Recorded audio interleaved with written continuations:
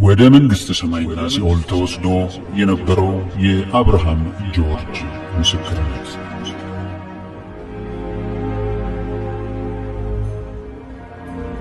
በሜኖካት አላስካ በኖቬምበር 29 2005 በማለዳ ተነስቼ እንደማንኛውም ቀን ቡናዬን ጠጣሁ። እንደተለመደው የዚያን ቀን ምንም የተለየ አልነበረም። የበረዶ መንሸራተቻዬን ይዤ ከጓደኞቼ ጋር ለመሄድ ተነሳሁ።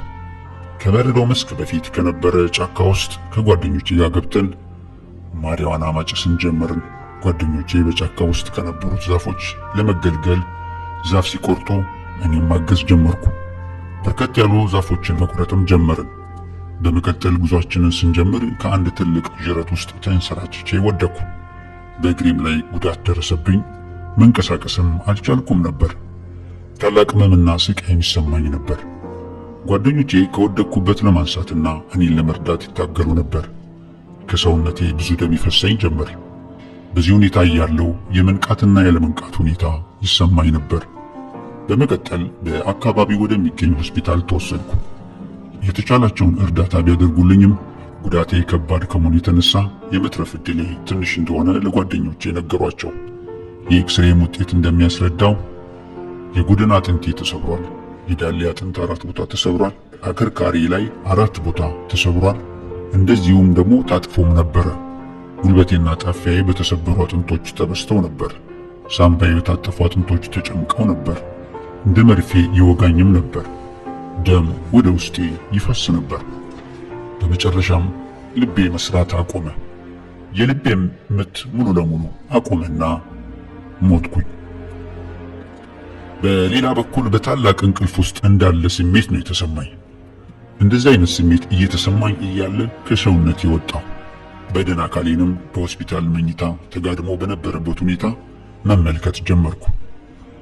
በካናካር ሆስፒታል ተጋድሜ ወደ ነበረበት በደን አካሌ አንድ ራሻዊ ዶክተር ቀረበና ጌታ ሆይ ፈቃድ ከሆነ እድሜውን ቀጥልለት እያለ መጸለይ ጀመረ።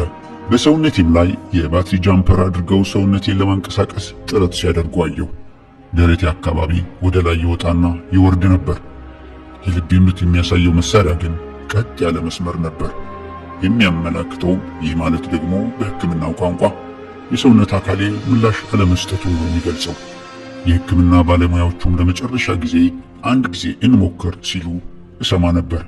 በዚህ ሙከራቸው ልቤ መስራት ጀመረ። ጉዞ ወደ መንግሥተ ሰማይ።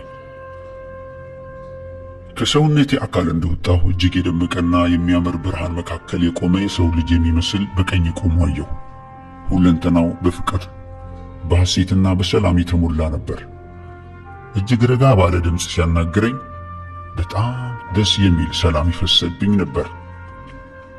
ያዳናቸውንም ነፍስ ወደሚያኖርበት ስፍራ መሄድ እፈልግ እንደሆነ በታላቅ ትህትና ጠየቀኝ። የወሰደኝ ስፍራ በታላቅ የእግዚአብሔር ክብር የተሞላ ነበር። በምድር ከማውቀው ይልቅ እጅግ የሚያምር ከወርቅ የተሰራ መንገድ ላይ ቆሜ ነበር። በመንገዱም ላይ ደማቅ ብርሃን ነበር። ፈጽሞ ጥላ አይታይም። አካሌ ከነበረበት ስፍራ ወደ ላይ ስወጣ የፀሐይን ብርሃን ተመልክቼ ነበር። አሁን የማየው ብርሃን ግን እጅግ ደማቅና የሚያምር ነበር። ይህ ብርሃን ከየት ነው የሚመጣው ብዬ ማሰብ ስጀምር ኢየሱስ እኔ የዓለም ብርሃን ነኝ አለኝ። በዚህ የክብር ብርሃን ተረድቼ የተለያየ ዜግነት ያላቸውን እጅግ በርካታ የዳኑ ነፍሳትን አይ ነበር። ሁሉም ነጭ ልብስ ለብሰው ነበር። የሚገርመው የማያቸው ሰዎች ሁሉ በወጣትነት ዕድሜ ያሉ ነበሩ። በመካከላቸው በዕድሜ ያረጀ ሰው አልነበረም። በምድር አውቃቸው የነበሩ ሰዎችንም ተመልክቻለሁ። ከቤተሰቦቼ መካከል ሴት አያቴን፣ አክስቴን፣ አጎቶቼን፣ የባለቤቴን ዘመዶች እንደዚሁም ከዛም በፊት አይቼ የማላውቃቸውን ሰዎች ተመልክቻለሁ። በውስጤም በመደነቅ እነዚህ እነማን ናቸው ስል ጠየቁ ለራሴ። ጌታም ጥያቄን ተረድቶ የእያንዳንዳቸውን ስም ነገረኝ። በሚገርም አይነት ብርሃን ውስጥ ሆነው ወጣቶች ቆዳቸው እጅግ የለሰለሰና የሚያምርና ነጭ መጎናጸፊያ ለብሰው ነበር። በመጎናጸፊያቸውም ዙሪያ የሚያምር ብርሃንና ደመና ከቧቸው ነበር። በምድር ሳሉ በሽምግልና የሞቱ ሰዎችን አውቅ ነበር። ነገር ግን በዚህ ያየኋቸው ልክ የ33 ዓመት ዕድሜ ያህል ሆነው ነበር። አንድ በዕድሜ የገፋችን ሴት ስትሞት የ80 ዓመት የነበረችን ሴት ልክ አሁን በዚህ በመንግስተ ሰማይ ወጣት ሴት ሆና አይቻታለሁ። አንድ በእድሜ የ80 ዓመት እድሜ የነበራትን ሴት ልክ አሁን በዚህ በመንግስተ ሰማይ ግን እንደ ወጣት ሴት ሆና አይቻታለሁ። እንዴት በወጣትነት እድሜ ሊገኙ ቻሉ ስል ጠየቁ። ጌታም በወጣትነት እድሜ ሳሉ ተቀብለውኛልና እኔ መንገድም እውነትም ሕይወትም ነኝ አለኝ። ያየኋቸው ሴቶች ጸጉራቸው ረጅም ዞማ ነበረ፣ በንፋስ እንደሚነሰነስም ይመስል ነበር። አንዳንዶቹ እንደ ከንፍ የሚመስል ነገር ነበራቸው፣ አንዳንዶቹ ግን አልነበራቸውም። በዚያ ልክ እንደ ወንድምና እህት ለዘላለም እንኖራለን ሲሉ ሰማሁ።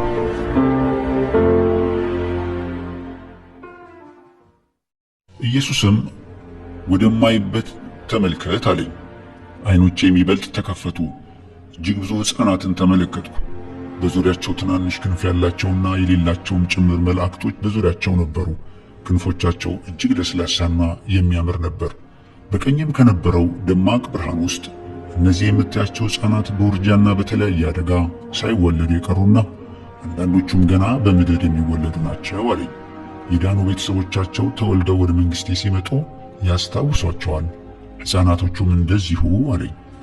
ቦታው በቃላት ያለፈ አስደናቂ ነበርና ኢየሱስ ለዳኑ ሕዝቦች ያዘጋጀው ድንቅ ከሚባለው በላይ ያማረ ነበር።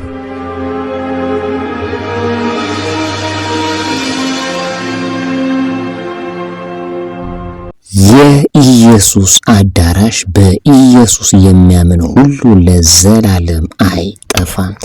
ኢየሱስ ክርስቶስ ጌታ ነው። ኢየሱስ ክርስቶስ ሁላችሁንም ይባርክ።